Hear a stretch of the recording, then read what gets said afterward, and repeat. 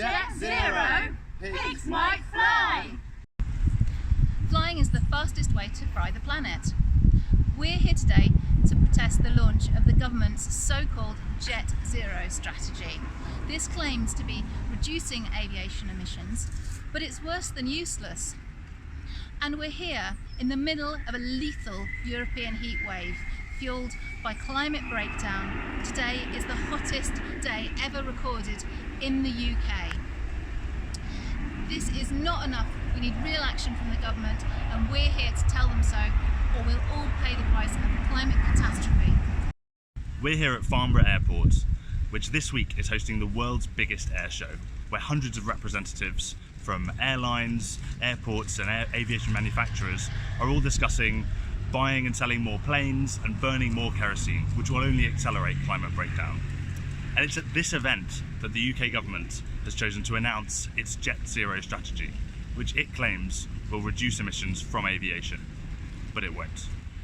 So the Jet Zero strategy is the UK government's plan to get aviation to net zero. The problem is it's completely reliant on technology solutions. Now, I used to work in the aviation sector, working on future aircraft engine concepts, and I know that fundamentally these won't work at the scales required or in the time required to prevent the climate crisis. The first element of the strategy is electric and hydrogen aircraft. These will only be applicable to very small aircraft flying short distances, and they're going to take more than 10 years to design. We don't have that time. So instead we're relying on something called sustainable aviation fuels. This is anything but sustainable. Most of it is biofuels, and that can result in land grabs and deforestation. Finally, you've got carbon offsetting. This is just shifting responsibility from one sector to another, and it's proven that it's ineffective and it just simply doesn't work. Instead, we need to fly less.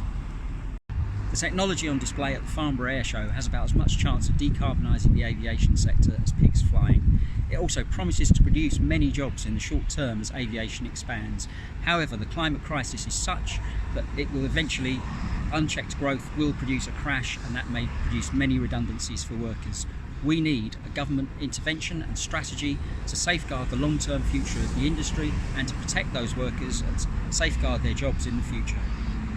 I've come up to protest the Jet Zero strategy. I've come from Southampton, where our local airport is planning a 50% increase in passenger numbers.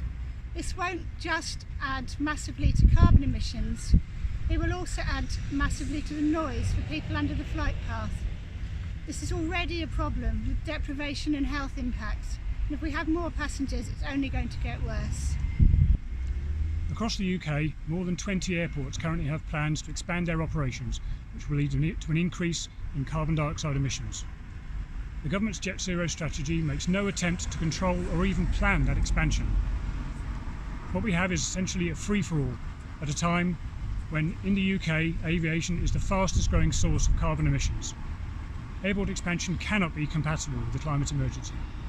So there is one thing that is guaranteed to reduce emissions from aviation, and we could do it today, and that is to manage demand and reduce the amount we fly. But that needs government policy, and it's the one thing that's missing from this Jet Zero strategy, even though the government's own climate change advisors have said that's what we need to do. So that's why we're here today, to protest and to call it out. Jet Zero, pigs might